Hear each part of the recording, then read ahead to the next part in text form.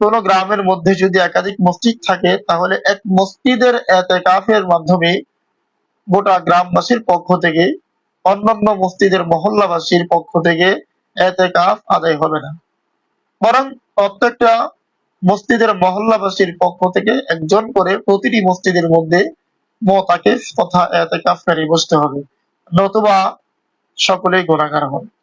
এক মসজিদের এতেকাফ দিয়ে গ্রামের সকল মসজিদের মহল্লাবাসীর এতেকাফের দায়িত্ব আদায় হবে না। সুন্দর ভিডিও ও লাইভ পেতে চ্যানেলটি সাবস্ক্রাইব করুন প্লিজ। আসসালামু আলাইকুম ওয়া রাহমাতুল্লাহি ওয়া বারাকাতুহু। নাহমাদুহু ওয়া নুসাল্লি আলা রাসূলিহিল কারীম, আম্মা বা'দ। প্রিয় মুসলিম উম্মাহ, যে সংক্রান্ত কারণে এতেকাফ শুদ্ধ হয় না সে সকল গুরুত্বপূর্ণ দ্বীনি মাসআলা নিয়ে আপনাদের মাঝে উপস্থিত হলাম। চলুন সেই গুরুত্বপূর্ণ দ্বীনি মাসআলাগুলো আলোচনা করা যাক। প্রথমেই যে মাসআলাটি আলোচনা করব সেটি হলো রমজানের শেষ দশকের এতেকাফ সুন্নতে মুআক্কাদায়ে কিফায়া। এই এতেকাফের ক্ষেত্রে ইস্তিসনা গ্রহণযোগ্য কিনা, অর্থাৎ এতেকাফ করার ক্ষেত্রে আপনি এই নিয়ত করলেন যে রমজানের শেষ 10 দিন এতেকাফ করব, কিন্তু মাঝখানে কোনো একদিন অন্যত্র কোনো কাজে মসজিদ থেকে বের হবো অথবা দোকানদারি করতে যাব, এই জাতীয় কোনো ইস্তিসনা গ্রহণযোগ্য কিনা। তার উত্তর হলো শুধুমাত্র মান্যতের এতেকাফের ক্ষেত্রে ইস্তিসনা গ্রহণযোগ্য, অর্থাৎ কোনো ব্যক্তি যদি মান্যত করার সময় ইস্তিসনা করে থাকে, কোনো কিছু ইস্তিসনা করে বাদ দিয়ে তারপরে ইতিকাফের নিয়ত করে, তাহলে সে ব্যক্তির ইস্তিসনাটা গ্রহণযোগ্য হবে। এছাড়া রমজানের শেষ দশকের সুন্নতে মুআক্কাদার ইতিকাফের ক্ষেত্রে ইস্তিসনা গ্রহণযোগ্য হবে না। 2 নম্বর মাসালা হলো প্রতি মহল্লার প্রতিটি মসজিদের মধ্যে কি ইতিকাফকারী বসতে হবে? এর উত্তর হলো কোন গ্রামের মধ্যে যদি একাধিক মসজিদ থাকে তাহলে এক মসজিদের ইতিকাফের মাধ্যমে গোটা গ্রামবাসীর পক্ষ থেকে অন্যান্য মসজিদের মহল্লাবাসীর পক্ষ থেকে এতেকাফ আদায় হবে না, বরং প্রত্যেকটা মসজিদের মহল্লাবাসীর পক্ষ থেকে একজন করে প্রতিটি মসজিদের মধ্যে মুতাকিফ তথা এতেকাফকারী বসতে হবে, নতুবা সকলেই গুনাহগার হবে। এক মসজিদের এতেকাফ দিয়ে গ্রামের সকল মসজিদের মহল্লাবাসীর এতেকাফের দায়িত্ব আদায় হবে না। মহিলারা নিজেদের এতেকাফের জন্য নিজ ঘরের মধ্যে নির্দিষ্ট একটি রুম অথবা নির্দিষ্ট একটি জায়গা পর্দাবৃত করে আলাদা করে নিবে, যেখানে তারা ইবাদত করবে এবং সেই জায়গার মধ্যে ইতিকাফ করবে, নামাজ পড়বে, ইবাদত করবে। সে জায়গা থেকে একান্ত প্রয়োজন ছাড়া বের হতে পারবে না। প্রস্রাব পায়খানা অথবা ফরজ গোসলের জন্য তারা বের হতে পারবে, নতুবা তারা সেই জায়গা থেকে বের হতে পারবে না।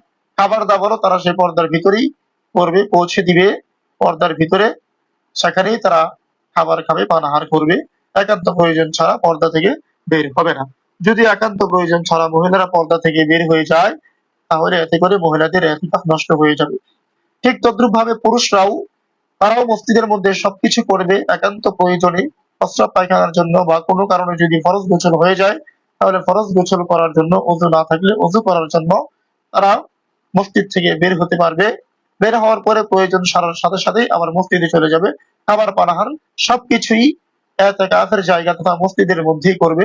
মসজিদ থেকে বাহির হয়ে কথাবার্তা বলা বা অন্য কোনো কাজকর্ম করা এগুলো জায়েজ না। যদি কেউ বহিরাগত কোনো কাজকর্ম করার জন্য অথবা কারোর সাথে কথাবার্তা বলার জন্য, দেখা সাক্ষাৎ করার জন্য মসজিদ থেকে বের হয়, যেটা একান্ত প্রয়োজনের মধ্যে পড়ে না, তাহলে তার ইতিকাফ নষ্ট হয়ে যাবে।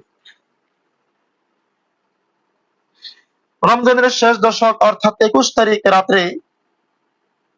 রাত্র হওয়ার পরে যদি কেউ ইতিকাফের নিয়তে মসজিদে প্রবেশ করে, এতে করে সে সুন্নত ইতিকাফকারী হবে না। কারণ সুন্নত ইতিকাফকারী হওয়ার জন্য শর্ত হলো 20তম রোজার দিন অতিক্রম করার পরে মাগরিবের ওয়াক্ত হওয়ার পূর্বেই, অর্থাৎ 21তম রোজার রাত্র শুরু হওয়ার পূর্বেই মসজিদের মধ্যে ইতিকাফের নিয়তে প্রবেশ করতে হবে।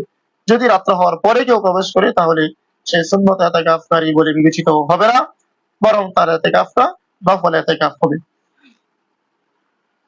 সুন্নত ইতিকাফের জন্য রোজা শর্ত? হ্যাঁ, সুন্নত ইতিকাফের জন্য রোজা শর্ত। যদি সুন্নত এতেকাফ কোন অবস্থায় কোনোদিন রোজা নষ্ট হয়ে যায় বা কোনো কারণে ভেঙে ফেলে অথবা রাখতে না পারে, তাহলে তার সুন্নত এতেকাফ নফলে পরিণত হবে, তার সুন্নত এতেকাফ নষ্ট হয়ে যাবে এবং পরবর্তীতে যেদিন তার রোজা নষ্ট হয়ে গিয়েছে সেদিনের রোজা সহকারে সেদিনের এতেকাফটা সে কাজা করে নিতে হবে। আর যদি তার সামর্থ্য থাকে, সতর্কতা স্বরূপ পূর্ণ 10 দিনের এতেকাফই রমজানের পরে কোনো এক সময় কাজা করে নিতে পারলে সেটা উত্তম বলে বিবেচিত হবে। অজু না থাকলে অজুর নিয়তে মসজিদের বাহিরে বের হওয়া যাবে কিনা? হ্যাঁ, অজু যদি না থাকে তাহলে সেই অজু করার জন্য মসজিদের বাহিরে বের হওয়া যাবে। অজু করে আবার সাথে সাথে মসজিদে চলে আসতে হবে, অন্য কোনো কাজ করা যাবে না। যদি অজু করতে গিয়ে কারোর সাথে কথাবার্তায় লিপ্ত হয়ে যায় এবং অজু করার পরে বিনা প্রয়োজনে বাইরে দেরি করে অন্য কোনো কাজে লিপ্ত হয়, এতে করে তার এতেকাফ নষ্ট হয়ে যাবে, সুন্নত এতেকাফ নফলে পরিণত হয়ে যাবে। ৮ নাম্বার, 10 দিনের কম এতেকাফ শুদ্ধ হবে কিনা? হ্যাঁ, 10 দিনের কম এতেকাফ শুদ্ধ হবে। তবে 10 দিনের কম কেউ যদি এতেকাফের নিয়ত করে সেই এতেকাফটা সুন্নত এতেকাফ বলে বিবেচিত হবে না, এটা নফল এতেকাফ বলে বিবেচিত হবে। কেউ যদি রমজানের শেষ দশকের সুন্নত এতেকাফ আদায় করতে চায় তাহলে অবশ্যই 10 দিনের এতেকাফের নিয়তেই প্রবেশ করতে হবে। 10 দিনের কম এতেকাফের নিয়ত করলে সেটা নফল হবে, সুন্নত হবে না। এতেকাফকারী মসজিদের কোথায় অবস্থান করবে? এতেকাফকারী মসজিদের ভিতরে যেথায় ইচ্ছা সেথায় অবস্থান করতে পারে, যেখানে চায় সেখানেই সে ইবাদত করতে পারবে, অবস্থান করতে পারবে, ঘুমাইতে পারবে, পানাহার করতে পারবে। তবে পানাহার করার ক্ষেত্রে সতর্কতা অবলম্বন করবে যাতে করে মসজিদ নোংরা না হয়। এতেকাফকারী মসজিদের বারান্দায় আসতে পারবে কি? হ্যাঁ, যদি মসজিদের বারান্দাটি মসজিদের নিয়তে তৈরি করে থাকে, নির্মাণ করা হয়ে থাকে, তাহলে মসজিদের বারান্দা মসজিদের অংশ, সেটাও মসজিদ, সেই হিসেবে মসজিদের বারান্দায় এতেকাফকারী আসতে পারবে। আর যদি মসজিদের বারান্দা মসজিদের অংশ না হয়ে থাকে এবং এটা তৈরি করার সময় মসজিদের বাহিরের অংশ হিসেবে তৈরি করা হয়ে থাকে, তাহলে মসজিদের বারান্দা মসজিদ নয়, মসজিদের বারান্দায় আসলে এতেকাফকারীর এতেকাফ নষ্ট হয়ে যাবে। আজকের মতো গুরুত্বপূর্ণ কিছু মাসালা আপনাদের সামনে পেশ করলাম। আজকের মতো এখানেই আলোচনা সমাপ্ত করছি। ধারাবাহিকভাবে সামনে ইনশাআল্লাহ গুরুত্বপূর্ণ আরো কিছু মাসালা আসবে, আমরা অল্প সময় মনোযোগ সহকারে ধৈর্য সহকারে শ্রবণ করব। ইনশাআল্লাহ আল্লাহ তাআলা আমাদেরকে উপকৃত করবেন। আজকের মতো এখানেই সমাপ্ত করলাম। সকলে ভালো থাকবেন, সুস্থ থাকবেন। আসসালামু আলাইকুম ওয়া রাহমাতুল্লাহি ওয়া বারাকাতুহু।